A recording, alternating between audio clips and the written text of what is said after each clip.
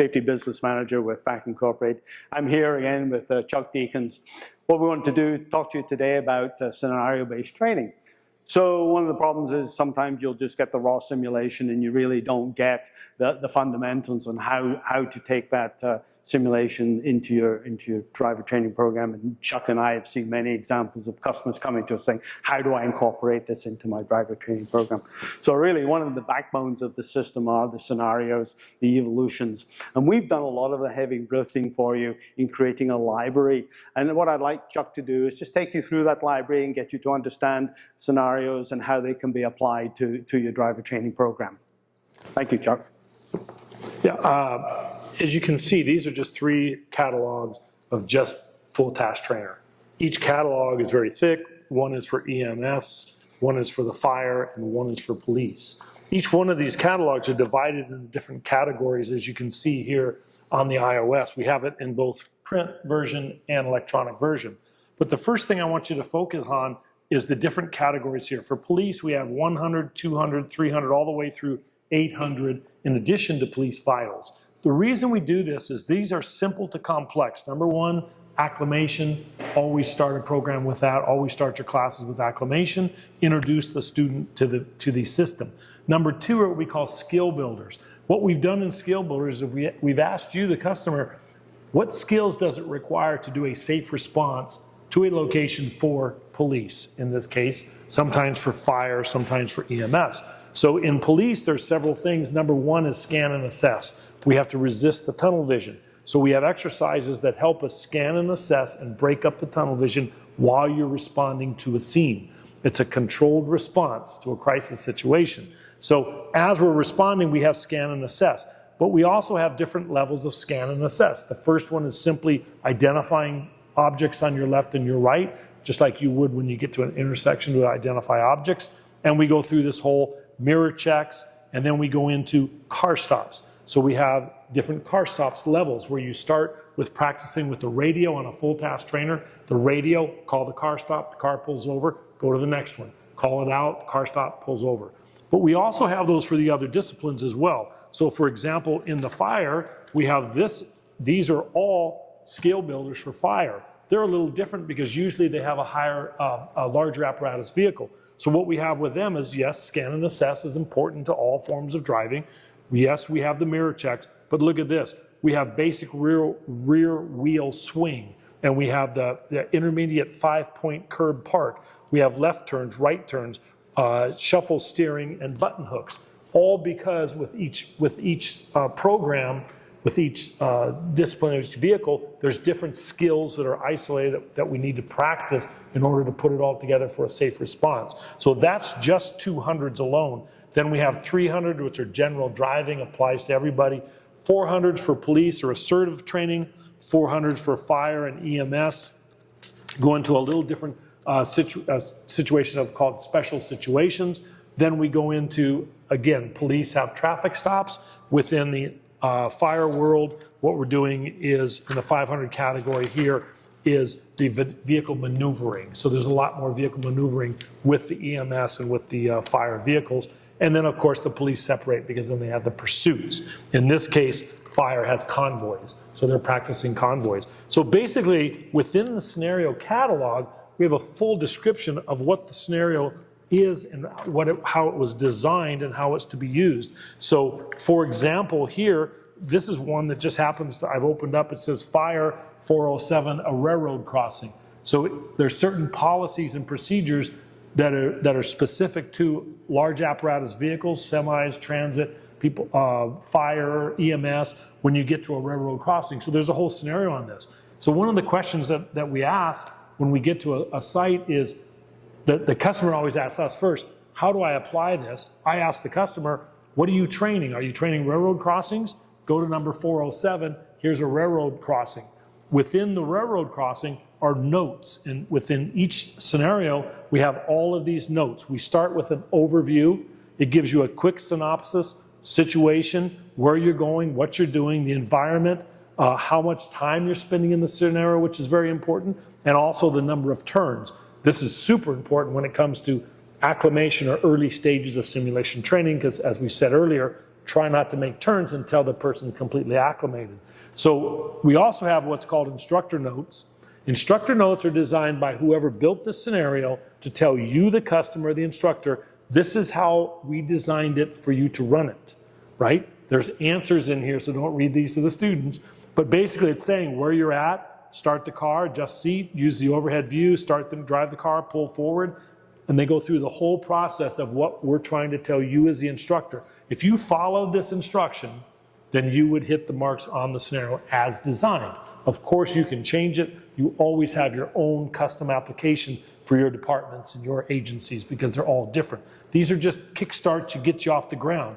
Here's the student notes. If you're in the full task trainer and you have a computer in it, your student notes will appear on the computer. Student could read them. You could read them to them yourself. And it's basically tell them where they are, start your car, drive forward, et cetera, and it goes through this whole process of these notes.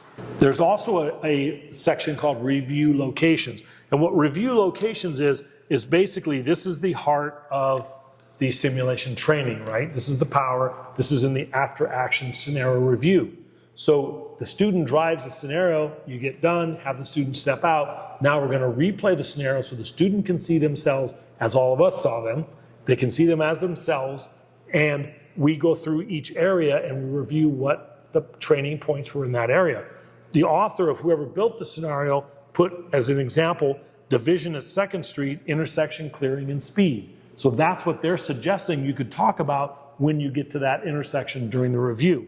Depending on the catalog that we have, if you're in the vitals, you also have the expanded version of the replay areas, and they actually talk about the training fundamentals of proper intersection clearing to the point of checking center left, center right, checking each lane to the left first, because that's what's going to hit you first, lane by lane clearance of that intersection. So it goes into much, much greater detail with the different applications and the different catalogs we have. Remember, every system has this. They have an application for you on how this was designed so you can begin to look through this and apply this to your program. What do you teach? Find it right in here, it'll be in here. Use that scenario to reinforce what you teach. So Chuck, one of the advantages of scenarios is consistency, is it not, in the training and allowing, so there's really, so between one student and another student, yes, there's consistency maintained. Yes, we try to build in the consistency within the scenarios in 2 different ways, Bill. Number one, we build what we call sister scenarios. So as an example, here we're under emergency response for fire. We have the building fire here going to, and a car pulls out. And then we have 606, which is another run. But both of these have the same training intent or training opportunity involved. We're going to an emergency response and vehicles are going to be pulling out, but you're not in the same scenario. So when you train with multiple students in the room, they watch student A drive the scenario, they kind of see what's going to happen. But then when they get in, you'll be under the same training points, you'll be under the same topics, but they'll be driving a little bit different scenario. Yeah, one of the questions I hear a lot is, do the students get used to the scenarios so they're familiar with them? But that's part of that, is so that you can introduce same training points, but a different sequence of events. And that's, you bring up a really good point, because I've heard this from a lot of instructors. Well, the students remember the scenario from the last time. When was the last time they drove it? 6 months ago, a year ago, whatever. What normally happens is the instructor remembers more than the student, right? What the student remembers is, I think I remember this because it was a green car and I pulled out of this building. Okay, that's good. What's the difference between that and pulling out of your own building when you go out to the job every day? You still remember this, but complacency rules, it starts to come up and they become complacent, even though they remember it. So there's a couple of options to that. One is just give them the scenario and see if they remember it or not. See if they look for the vehicle to the left or the right.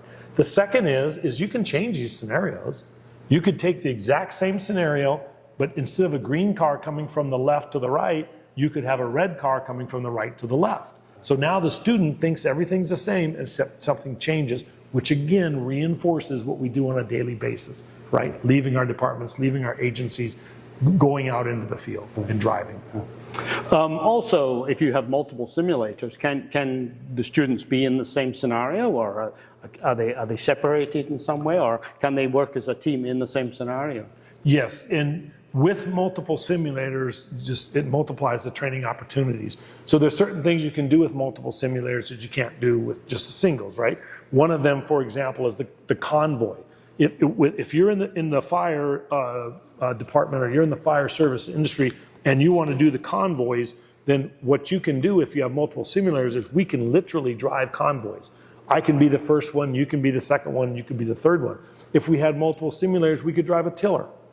I could be in the tiller person, you could be up in front in the cab. We have the controls to speak back and forth so that as I'm turning my wheel the opposite way if you're going, or whatever you guys train on that, is we can actually do that in the multiples. But the other thing with the more than one simulator is that you get a much quicker put through, because I can do an individual scenario in all 4 scenarios where each individual is driving individually. Okay. But they're all driving the same scenario. So I can take 4 at a time and process them through the system. Or I could use one scenario and put 4 people in the one scenario to go through. Now these scenarios are very much instructor-led. Is there a possibility that they could be student-led, that the student could go through these on their own? Is that feasible? Yes, because as you know, this is a practical application tool. So it's a little different than the lecture in the classroom. And this is where sometimes instructors, very experienced instructors who are new to simulation training, kind of want to turn it back into a lecture, and we don't want that to happen. So what we're looking at is what we call student-led or virtual instructor. With a student-led virtual instructor, a single student could step into the simulator, load the scenario themselves, drive the scenario, get an assessment when they're done, look at the assessment, and see if they passed or not. If they didn't, you can click into the assessment, get the reasons why you didn't pass. They can do this on their own, either right in from their shifts, on their break time or their downtime, and it doesn't require an instructor in the room. So they're actually self-led student learning. But remember, this also reinforces simulation training, because the retention value is up so high for simulation training is because it's practical application. Students are doing the training themselves. They're not listening to lectures. Lectures, 10% retention. So if an instructor returns it from practical application back to lecture, they're reducing their own retention rates. Right. Let them learn, let the light come on for themselves. Let them drive, step back, see it for themselves. Retention rates will be way up. Yeah. As a user, I can take these scenarios and I can modify them, can I, to meet my own policy or procedures? Yes, very much so. There's a program called STB, Scenario Toolbox. I happen to like it because I found a lot of the scenarios when they build them that they have a certain, like a black vehicle that turns left right in front. And a lot of my students, after I put several students through, I'm finding that they crash into that vehicle. Well, it ends my scenario, but I really like the training point that's down the road a little farther. What you can do in STB, number one, is you can modify scenarios. So I could take that car and I could either take it out completely, or I could modify it so it goes slower or quicker, and then I can get to my other training points. Or if you want, you can start from scratch and you can build an entire scenario. Where I like that application the best was if we had a crash, usually it was a major crash, whether it's in the police, the public works, the fire, EMS, whatever it is, you can recreate that same scenario, and then you could put your entire department or your entire agency through it, and they could experience that one for themselves. And then I usually wait till they're done, and I say, did you recognize that scenario? And oftentimes they'll say, no, I didn't. And you'll say, well, that was the one that occurred March of this year. And that's one we want to avoid. And so it's almost like a real affirmation that, yeah, this is a great training tool and it's working. Right. So there's really a lot you can do. The scenarios are very powerful in essence to the training program. And really, you've got a lot of perspective in capability. And the scenarios are the key to the training. But for the instructor, for the customer, the key is that they look at these as material and resource to promote what they want to teach, what the customer's trying to teach. That's really the most important part. We're not telling you you have to teach this way. We're just creating these opportunities for you to teach intersections, or for you to teach lane position or mirror checks, or those fundamentals of safe driving that apply to all the different disciplines. Right. So you're, as you said, you're simple to complex. Simple to complex, build on them. staying within teaching methodologies that have proven that they work. And the idea there is not to take the whole catalog and try and run one student through the whole catalog, is to take the pieces you need for that training event. Yeah, so far every customer I've ever been to over all these last 15 years, they've all had one thing in common, and that's time limitation. Sure. You don't have time to put everybody through all of these. But what we do is the instructor, they need to have the time to go through and drive all of these so that they know they're familiar with them and understand for their program, right? And so that he or she are good at administering this scenario. Because if they know what's going on in the scenario, it'll go through much better. Your input throughput time is much less. So you got to keep them going. So the instructor needs to be familiar with all these. But honestly, depending on the time limit you have for your class, you may only use 2 or 3 scenarios. Sure. That's another, the biggest misnomer on the simulation training is people think that learning occurs while the student's driving. Honestly, folks, that there's no learning occurring there. What they're doing is they're reinforcing whatever habits they have had and demonstrating to you what their habits are. Where the learning occurs is in the after-action scenario review. Sure. Well, I hope you found that interesting. There were several topics in there that we will cover in other videos for you. But appreciate your time. Thank you very much. Thank you.